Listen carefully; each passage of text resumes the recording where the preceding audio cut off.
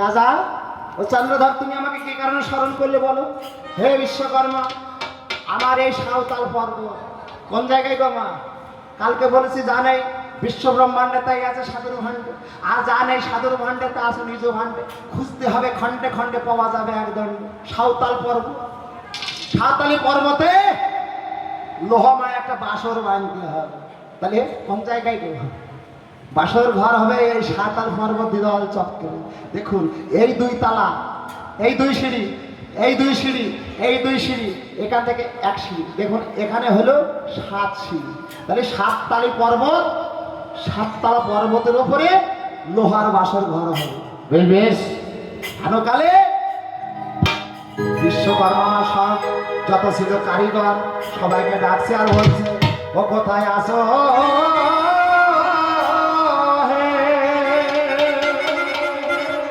আমার সুতরে গান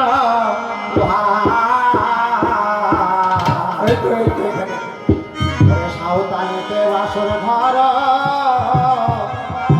ওরে বানতে চলো যায় কোথায় ওরে সুতরে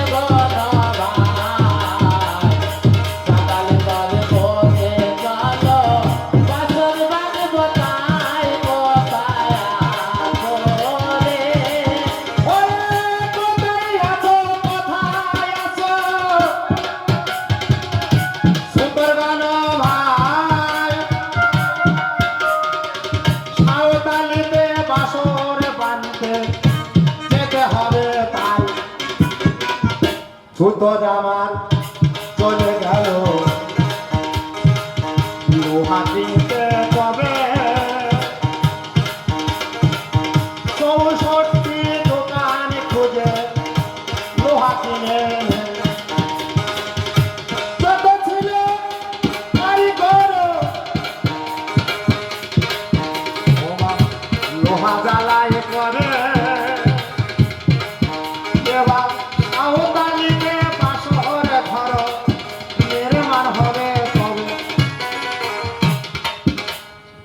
যত ছিল কারিগর সবাই 64টি দোকান খুঁজে খুঁজে লোহা কিনে এনে ওই লোহা জ্বালাই করে গলিয়ে লোহার ঘর বাসর তৈরি করলো। ওরে লোহার বেড়া, লোহার কপাট,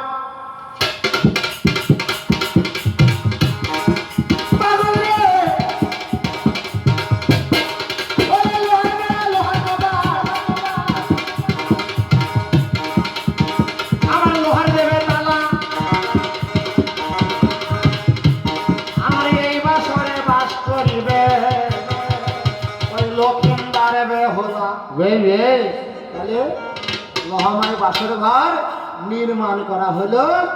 এই জায়গায় আমার গান থপিত যাবার কালায় দুটো জিজ্ঞাসা করেছে কি, যে একটা কাটামুন্ডু রাম নাম করতে করতে চলে যাচ্ছে নদীর জল দিয়ে ভেসে।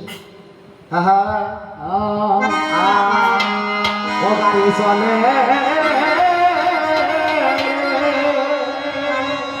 ওরে ও গাড়ি, গাড়িতে বসিবার জায়গা না, আজ মানুষ কাটে না কিহে কিহে ওরে ড্রাইভারের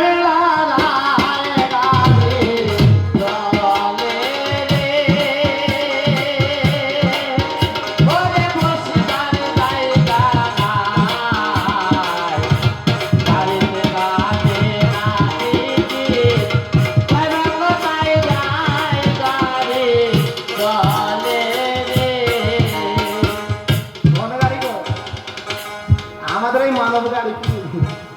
মানব গাড়ি চলেই যাচ্ছে, ড্রাইভার আছে, টিকিট মাস্টার আছে, কিন্তু বাবু গো এই জগতে কয়জন গুরু আশ্রিত করছে? এগুলো তো নিজের বাধা গা।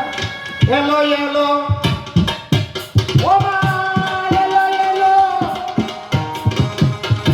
সোনার গাড়ি, ওরে সোনার নদী আয়,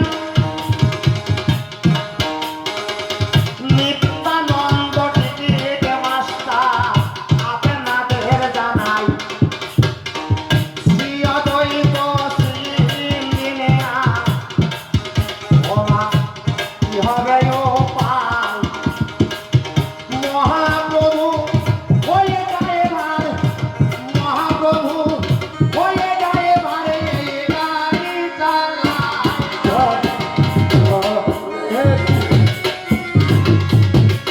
ওরে বজবার জায়গা নাই, দিনের রাঙ্গ বাজার বাজার বাজার যায় তারে চলে রে। জিজ্ঞাসা একটা কাটা মাথা নদীর জল দিয়ে ভাসতে ভাসতে চলে যাচ্ছে, রাম নাম করছে। বাবা আপনারা সবাই জানেন যেমন রাম ভক্ত হনুমান ছিল, সে ভক্ত কোন ভক্ত? তাচ্ছিল্য ভক্ত। আর এক ভক্ত ছিল মা, কে না বিভীষণ। বিভীষণের একটা ছেলে ছিল, নাম কি তার জানেন? বিভীষণের বউর নাম হলো, রানীর নাম হলো সরমা। ও সরমার গর্ভে একটা সন্তান ছিল, নাম ছিল তার তরুণী সেন। 12 বছর বয়স যখন যুদ্ধ বেঁধে গেল রামচন্দ্রের সঙ্গে, মাকে বলছে ও মা, আর তুই এই লঙ্কা দেশে কেউ নেই যুদ্ধ করার মতো, আমি আছি, ভালো মা গো তুমি আমাকে একবার যুদ্ধের সাথে সাজিয়ে দাও, আমি যাব সেই ভগবানের সঙ্গে যুদ্ধ করতে।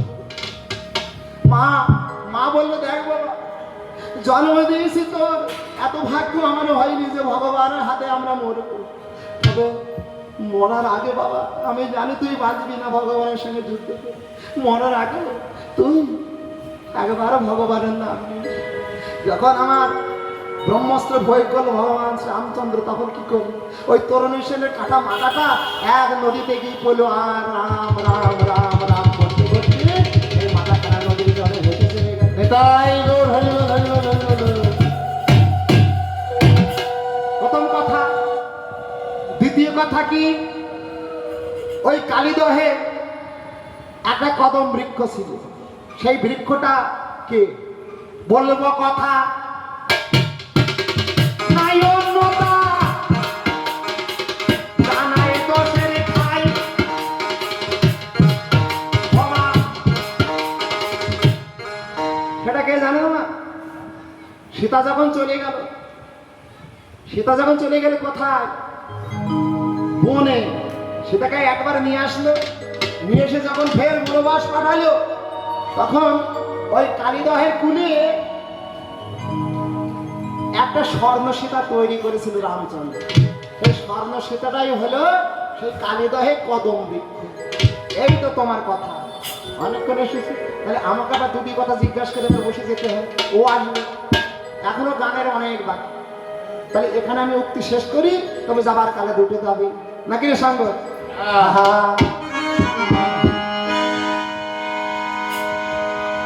ওরে ওই গাহকের গান শুনে আমার মন পুড়ে যায় মনের আগুনে।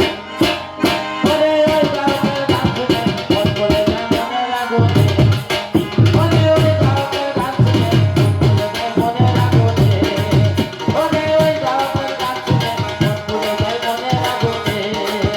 ওরে ওই গাহকের গান শুনে মন পুড়ে যায় মনের আগুনে।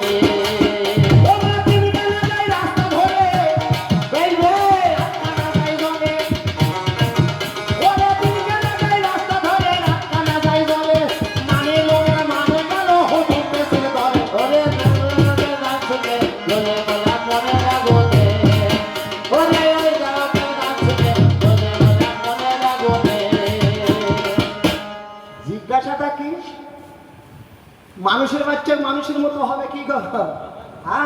গরুর বাচ্চা গরুর মতো হবে, ছাগলের বাচ্চা ছাগলের মতো হবে। তবে মা তোমার কাছে জিজ্ঞাসা, তোমার মূর্তিখানা মানুষের মতো, 4 হাত 2 পা সবই ঠিক, কিন্তু তোমার ছেলে পিলিগুলো কেউ দড়ির মতো, কেউ ওকল মাছের মতো, কেউ লাঠা মাছের মতো, কেউ বাবা কুইট ডাটার মতো, কেউ বাবা কুলুর মতো।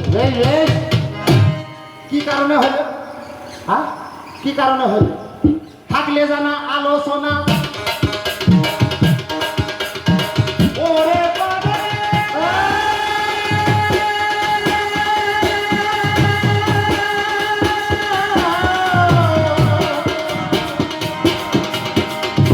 ওরে পাগল মা,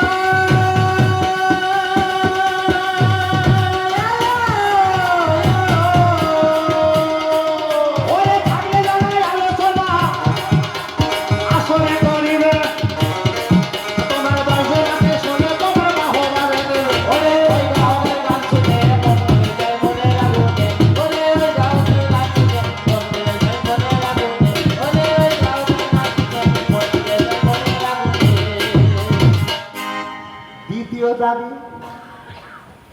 দ্বিতীয় দাবি কি জানেন না?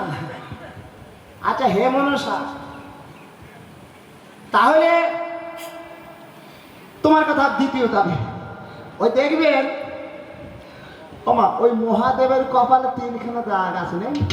হ্যাঁ, দেখবেন মহাদেবের কপালে এইরকম 3খানা দাগ আছে। বেশ, ওই দাগ 3টি কি কারণে এলো তুমি যেন বলো না, ব্রহ্মা বিষ্ণু শিব।